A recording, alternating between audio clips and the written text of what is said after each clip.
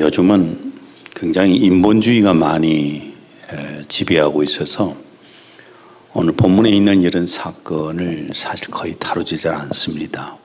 왜냐하면 인간의 이성으로 이해할 수가 없기 때문에, 인간의 입장에서 이것을 이해할 수 없기 때문에 잘 다루질 않습니다.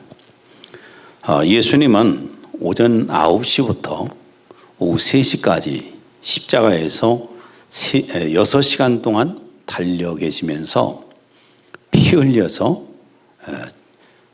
모든 피를 다 흘리시고 죽으셨습니다. 벌써부터 자지 맙시다. 벌써부터 자기 시작하면은 끝까지 자면 하나도 못 듣습니다. 이 동안에 일어났던 사건이 오늘 본문의 사건입니다.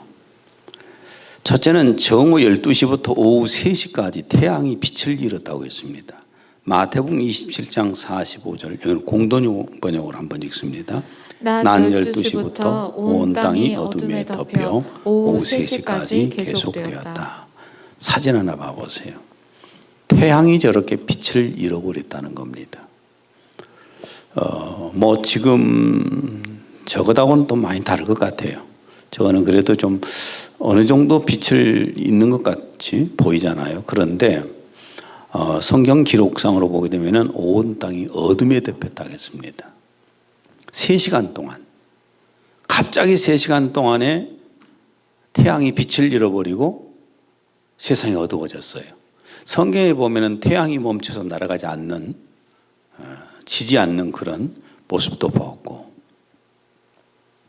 또한 태양이 뒤로 물러나는 그런 것도 기록되어 있고, 사실 인본주의 입장에서 보게 되면 도저히 이해가 안 되는 그런 내용들입니다. 그런데 우리는 우리 인간의 입장에서 보는 것이 아니라 성경은 하나님께서 해가시는 거거든요. 인간과 하나님이 수준이 같을 수가 없지 않습니까? 우리 인간의 수준이라고 해봐야 지들끼리 잘난 척할 뿐이지, 하나님 앞에서, 사람들 앞에서 까불고 있는 개미에 불과하지 않겠어요? 개미 떼가 지들이 똑똑하면 얼마나 똑똑하고, 힘이 세면 얼마나 힘이 세고, 지혜가 있으면 얼마나 세겠어요? 그렇잖아요? 우리 사평 집에도 아주 개미 떼들이 바글바글 하는 데는 있습니다. 지금 냅두고 있는데 제가 열 더 받으면 뜨거운 물 갖다 부어버릴 거예요. 간단하잖아요. 인간들이 굉장히 똑똑한 것처럼 보이고 자기들의 수준에서 자꾸 성경을 이해하는데, 성경은 하나님의 입장에서 이루어가신 것들잖아요. 하나님은 전지하신 분이고 전능하신 분이잖아요. 태양이 3시간 동안 빛을 잃어버렸다. 이 오후 3시는 유대인들이 매일 저녁에 제사를 지르는 날입니다. 제사를 드리는 그런 시간입니다. 태양이 빛을 잃어버렸다는 것은 우리가 두 가지 의미로 볼 수가 있습니다.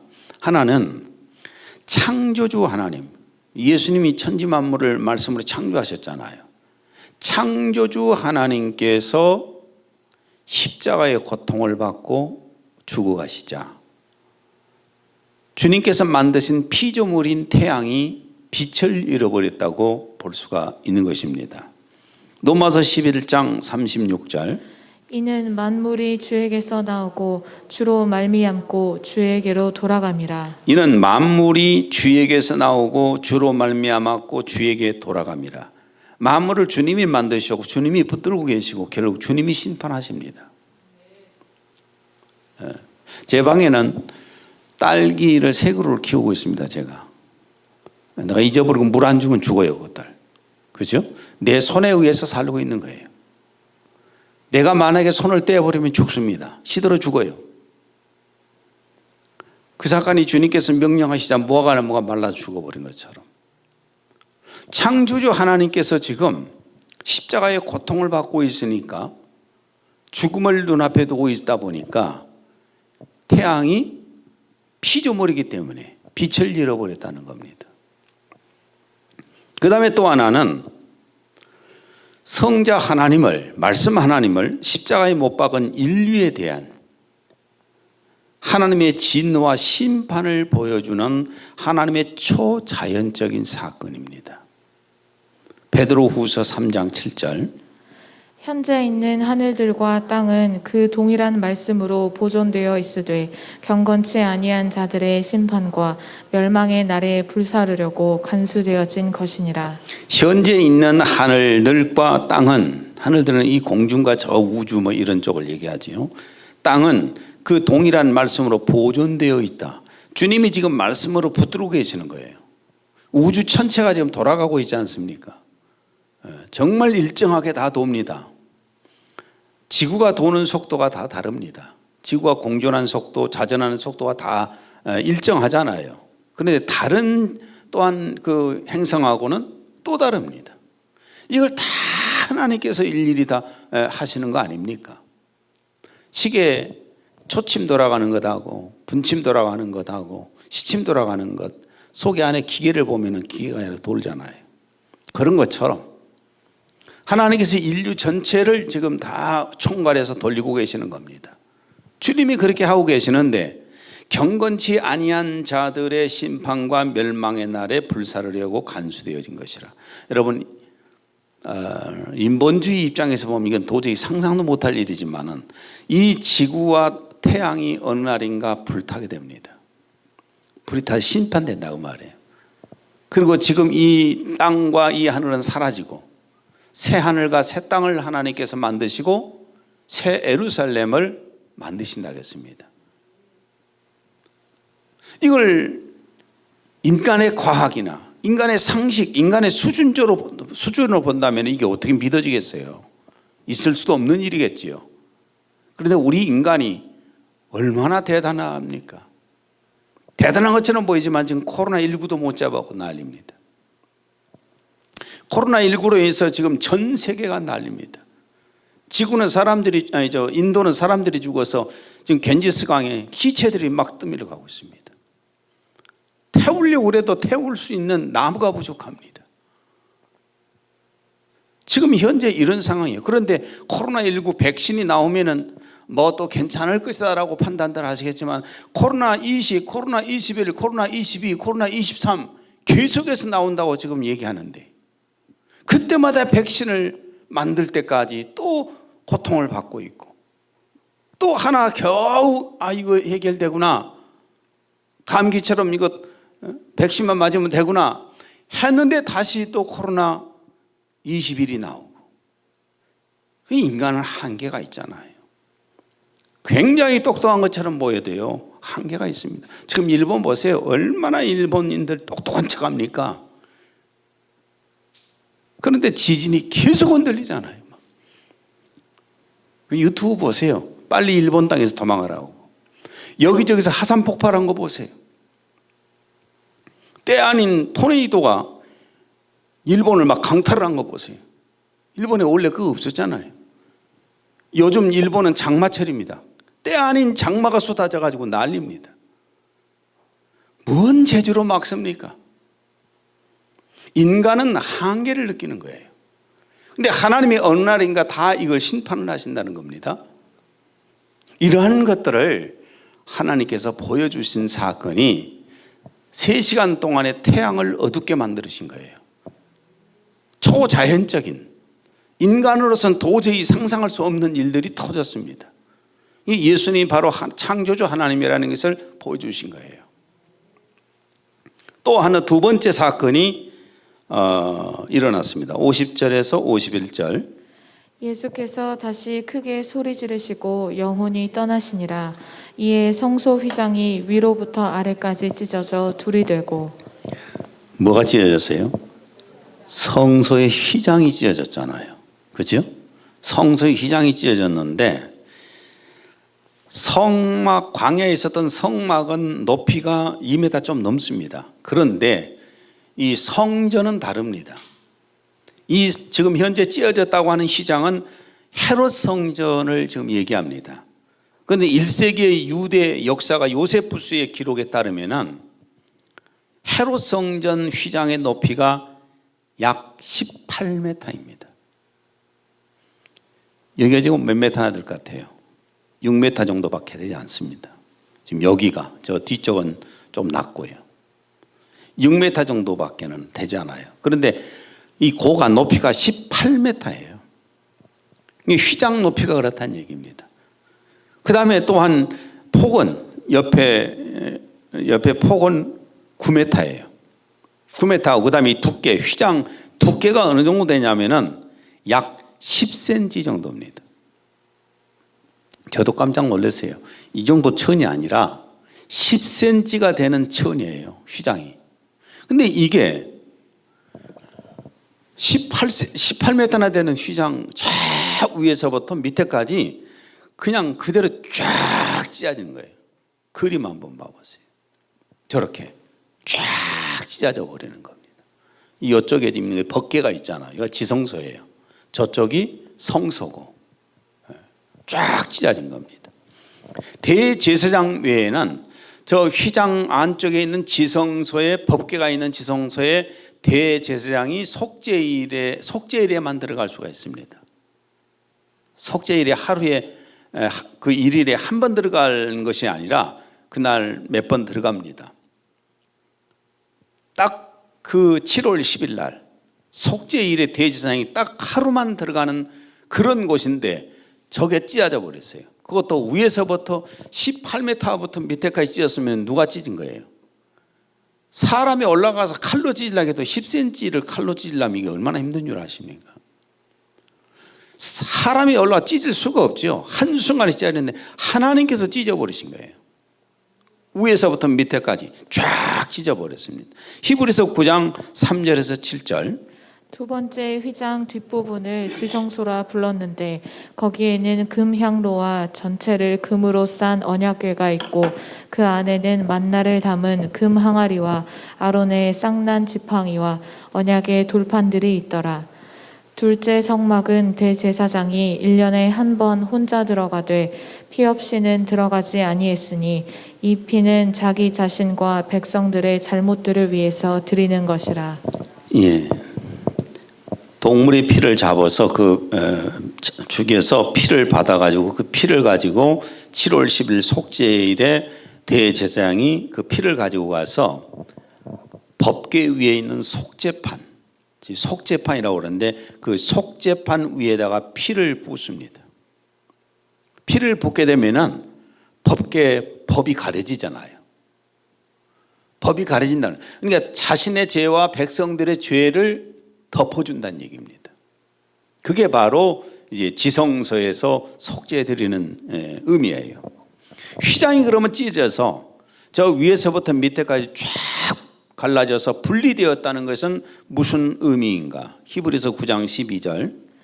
염소와 송아지의 피로 하지 아니하고 오직 자기의 피로 영원한 속죄를 이루사 단번에 성소에 들어가셨느니라. 구약의 이 염소와 양이나 송아지의 피로 했었는데 그렇게 하지 않고 오직 자기의 피, 예수 그리스도의 피로 영원한 속죄를 이루사 단번에 하늘 성소에 들어가셨느니라. 영원한 속죄를 하나님이 이루셨기 때문에 이제 더 이상은 속죄할 필요가 없기 때문에 휘장이 찢어져 버린 겁니다. 그 다음에 히브리서 10장 19절에서 20절 공동 번역입니다. 그러므로 형제 여러분, 예수께서 피를 흘리심으로써 우리는 마음 놓고 지성소에 들어가게 되었습니다. 예수께서는 휘장을 뚫고 새로운 살 길을 우리에게 열어주셨습니다. 그 휘장은 곧 그분의 육체입니다. 전 무슨 말씀인지는 다 아실 것이고, 자, 구약의 성전에도 그렇습니다. 성전 원리를 좀 알아야 돼요. 바깥 뜰은 일반 백성들이 무조건 다 갑니다. 그리고 가서 거기에서 제사를 지냈습니다. 그리고 성소에는 누가 들어간가요? 제사장만 들어갑니다. 그 다음에 지성소에는 대제사장만 들어갑니다. 성소의 휘장이 찢어졌단 말은 무슨 의미냐면은 제사장들이 대제사장만 간 것이 아니라 제사장들이 지성소에 들어갈 수가 있게 되었어요. 누구나 이제 들어갈 수 있다고 말했죠. 지금도 마찬가지입니다. 예수 그리스도를 믿어서 죄 사함 받고 하나님의 자녀가 된 사람들을 우리가 영적으로 제사장이라고 그럽니다. 제사장들만 하나님 앞에 나아갈 수 있는 거예요. 예수 그리스도가 피를 가지고 뿌리시고 용서해 주심으로 하나님 앞에 나아갈 수 있는 길을 만들어 놓으셨어요. 물론 하나님도 오실 수 있는 길이 되었고, 그런데 성도들만 하나님을 만날 수 있는 거예요. 뭐 세상 사람들이 무조건 와가지고 하나님 앞에 나간다 해서 하나님 만나 주시는 거 아니잖아요. 나가는 길이 없어요. 세상 사람들은 예수 그리스도를 받아들이기 전에는 하나님 앞에 나아가는 길이 없는 겁니다. 그러니까 성도만이, 제사장만이 지성소에 들어갈 수가 있어요. 하나님을 만나러 들어갈 수가 있다는 그런 의미가 바로 휘장이 갈라진 사건입니다. 이것도 인간의 이성으로 이해가 안 되잖아요. 예수 그리스도 피로 죄 사함 받았다?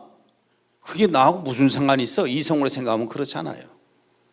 그러니까 사람들은 이런 것을 받아들이지 않고 자꾸 어떤 그 속죄받기 위해서 자신의 어떤 못된 짓 해놓은 것들 용서받기 위해서 그냥 뭐 가서 막 열심히 불공도 드리고 뭐 좋은 일도 많이 해보겠다고 하고 막 하잖아요. 그렇게 해서 자기 나름대로의 죄사함을 받고 싶은 거예요. 그런데 그거는 하나님께서 요구하시는 방법은 아닙니다.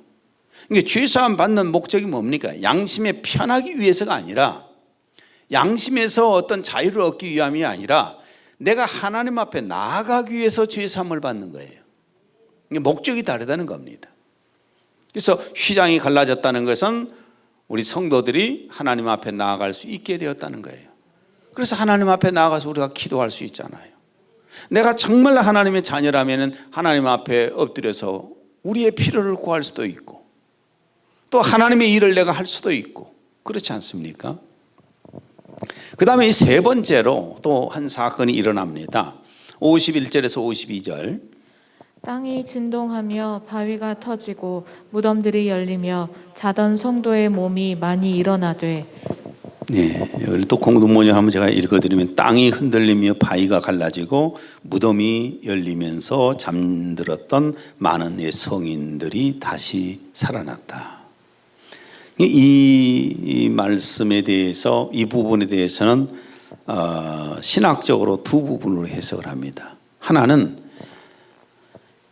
육체의 회생으로 해석을 하는 경우, 그 다음에 또한 어떤 사람들은 신령한 몸의 부활로 해석을 합니다. 그런데 저는 신령한 몸의 부활은 아니라고 봅니다. 왜냐하면은 고린도전서 15장 23절을 읽습니다. 각각 자기 차례대로 드리니 먼저는 첫 열매인 그리스도요, 다음에는 그가 강림하실 때에 그리스도에게 속한 자요. 부활의 첫 열매가 누군가요? 예수 그리스도입니다. 공동문을 읽어드리면 각각 차례가 있습니다. 먼저 그리스도께서 살아나셨고, 그 다음에는 그리스도를 믿는 사람들이 그리스도께서 다시 오실 때 살아나게 될 것입니다. 그러니까 여기에 지금 죽었다 살아난 사람들은 구약에 있는 모든 메시아를 기다리던 사람들이 아니라, 그랬다면 구약에 얼마나 많은 사람이 부활되었겠어요. 그런 사람들이 아니라 예수님이 오셨을 때 그 예수님을 따르다가 죽은 사람이 있을까 없을까요? 여러분 생각할 때 이스라엘의 그 수많은 백성들 가운데 메시아를 사모하면서 따라다니다 죽은 사람이 있어요 없어요? 성경에는 살아난 사람 얘기만 있지요. 고쳐진 사람 얘기만 있지요. 안 고쳐진 사람이 얼마나 많이 있고 죽은 사람이 얼마나 많습니까? 예수님을 믿고 예수님을 따라다녔지만은 죽었던 사람들이 있단 말이에요. 이런 사람들이 살아났다고 볼 수가 있습니다. 53절을 한번 읽습니다. 예수의 부활 후에 그들이 무덤에서 나와서 거룩한 성에 들어가 많은 사람에게 보이니라. 예수님이 부활한 후에 그들이 무덤에서 나와서 예루살렘에 갔다는 것은 무슨 말씀이냐면은, 예수님은 십자가에 죽으시고 무덤에 묻혀 있을 때에 안식일이었어요. 안식일이 끝난 다음에 부활하셨잖아요. 그래서 안식일이 끝난 다음에 이 사람들도 무덤에 있다가 나온 거예요. 그들도 안식일을 지켜야 되잖아요. 이스라엘 백성들이니까. 그리고 만약에 사람들이 육체적으로 정말 신령한 몸으로 부활했다면은 천국으로 가지 뭐 이 땅에 왜 있습니까? 근데 예루살렘이 왜 들어갑니까? 예루살렘이 들어갔으면 당시에 아주 놀라운 사건에 대한 기록이 틀림없이 있었겠지요. 그런데 역사가들도 그걸 기록을 하지 않았어요. 예수님의 죽음은 기록을 했지만은, 그러니까 예수님은 부활의 첫 열매예요. 예수님 먼저 부활된 사람이 있을 수가 없는 겁니다.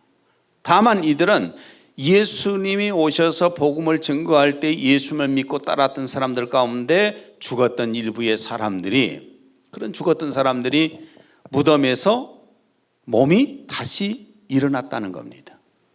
썩어서 이미 다 없어져 버린 사람들이 일어났다는 것이 아니에요. 이스라엘의 무덤을 사진을 여러 번 보셨죠? 무덤은 굴을 파가지고 굴 안에다가 이렇게 시신들을 전부 안치해 놔요. 썩어서 뼈만 남아있는 그런 사람들이 해상에 부활되었다 그런 의미가 아니라 죽어서 그들을 안치를 했는데 그들 가운데 살아났다고 말해요. 몸으로 그냥 회생을 한 거죠. 이렇게 살아났다는 그런 의미입니다. 53절을 공동번역으로 자 읽습니다. 그들은 무덤에서 나와 예수께서 부활하신 뒤에 거룩한 도시에 들어가서 많은 사람에게 나타났다. 예, 많은 사람들에게 보여주었어요. 부활하신 후에 간 것은 그들도 이스라엘 백성들이기 때문에, 유대인들이기 때문에 6월절이 안식일이 끝나야 되잖아요. 그래서 안식일이 끝나기를 기다렸다가 예루살렘 성에 들어간 겁니다. 그리고 예수님보다 절대로 먼저 부활할 수는 없습니다. 그러나 여기서 우리가 분명히 아셔야 할 것은, 이런 사건을 통해서 우리에게 하나님께서 보여주시고자 하는, 알려주시고자 하는 메시지가 뭔가? 예수 그리스도에 오실 때에 부활한다는 겁니다. 예수 그리스도가 분명히 재림하시죠. 오늘 저는 지금 말씀을 인간의 이성이나 과학이나 상식적으로는 이해할 수 없는 말만 지금 제가 계속하고 있어요. 예수님이 십자가에 달려있는 동안에 3시간 동안 태양이 빛을 잃어버리고 어둠을, 이 세상이 어두웠다.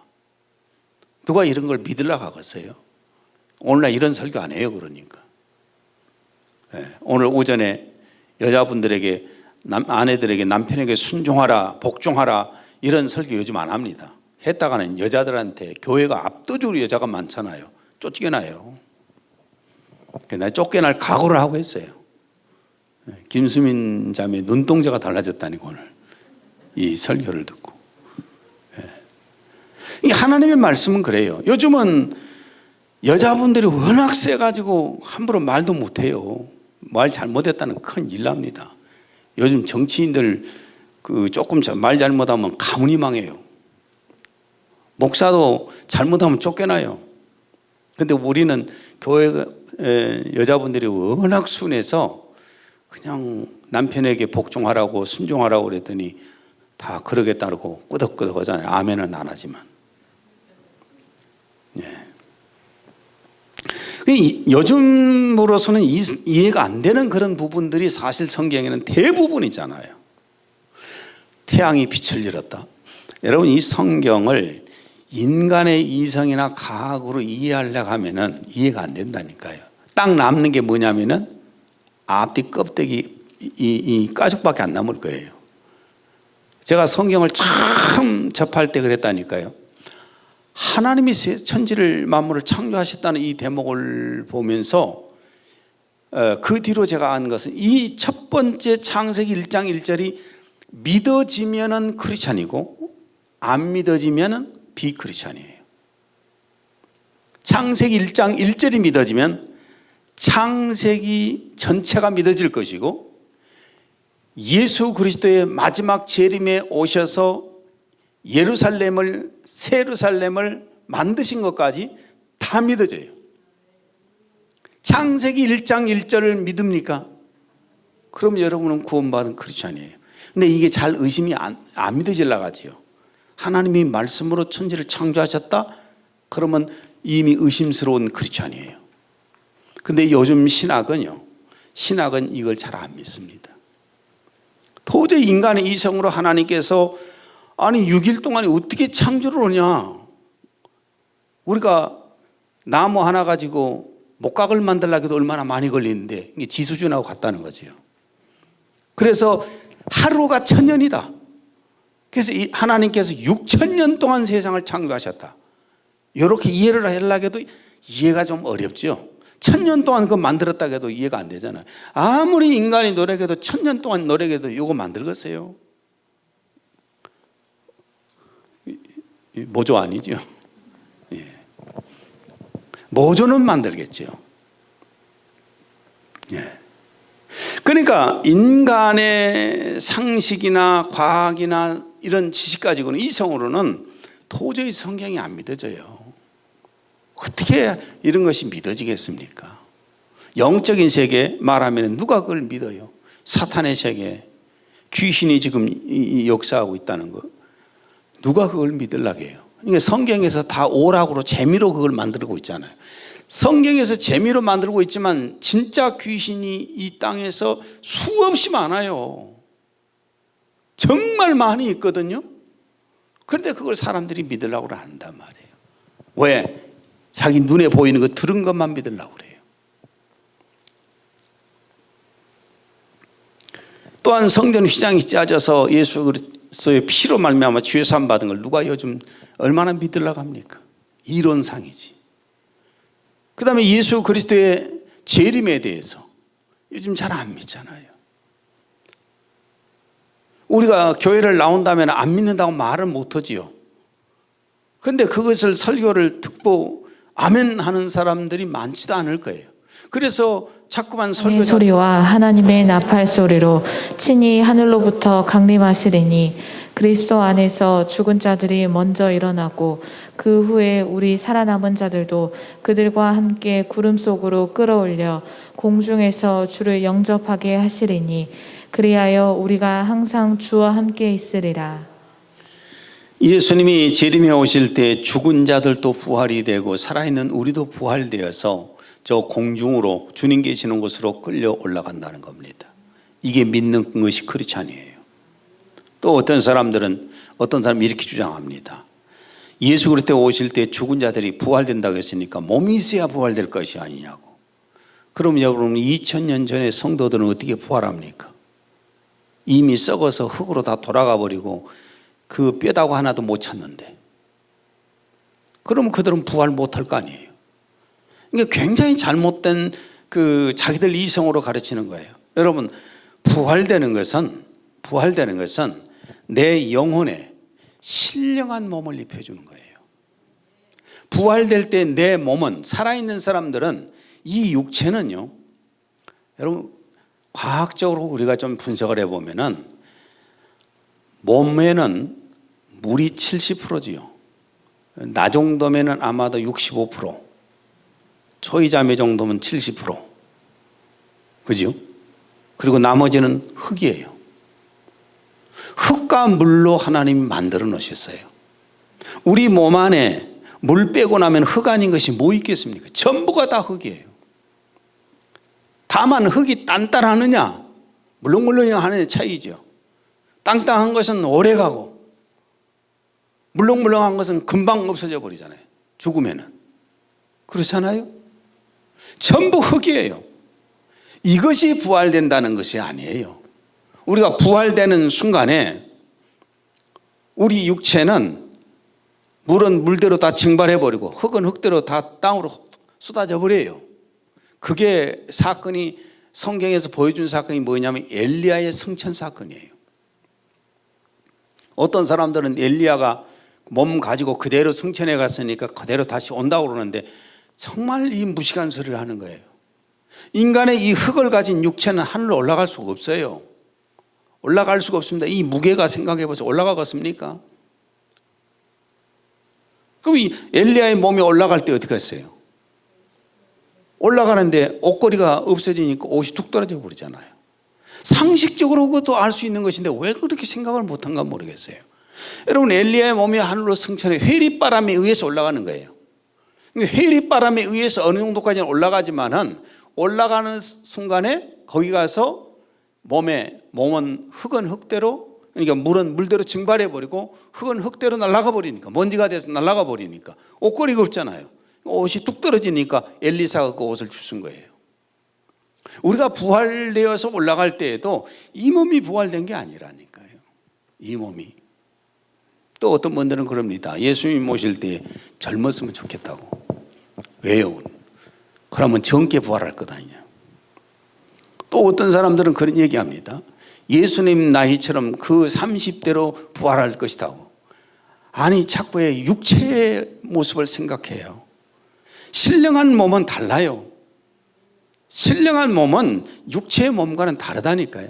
예수님도 부활하기 전과 부활한 후의 모습이 달랐잖아요. 왜냐하면 그렇게 따라다니던 제자들마저도 몰랐으니까. 우리 부활할 때에는 완전히 다릅니다. 이것을 믿는 것을 그리스도인이라고 합니다. 이게 얼마나 많은 가짜들이 지금은 바글바글합니까? 참 안타까운 게요. 요즘은 너무나 복음을 설교를 할 때 복음을 안 전해요. 아주 강주에서 큰 역할을 하는 한 분이 와서 내가 쭉 좀 설교를 했어요. 우는 거예요. 막 울면서 자기 교인들에게 이 말씀 좀 전해줬으면 좋겠다고. 너무 안타까워하는 거예요. 자신이 막 다 깨닫고 너무 은혜를 받고 그러는데, 그럼 목사들은 도대체 위에서 설교할 때 어떤 내용을 설교하는 겁니까? 예수 그리스도의 부활이 빠져버리는 그런 설교는 세상의 인본주의적인 교훈에 불과한 겁니다. 예수 그리스도의 재림을 믿으시기 바랍니다. 기도합니다.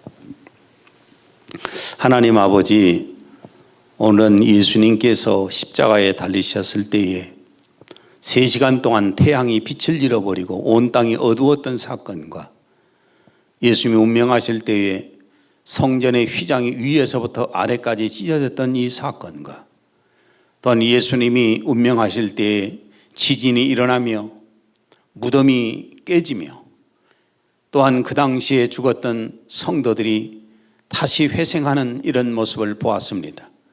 그리고 이런 사건을 통해서 우리 주 예수 그리스도의 재림에 오실 때에 우리가 부활된다는 사실도 말씀을 통해서 함께 나눴습니다. 저희들 마음속에 늘 믿음으로 와 있게 하시고 소망이 되게 하여 주옵소서. 예수님 이름으로 기도했습니다. 아멘.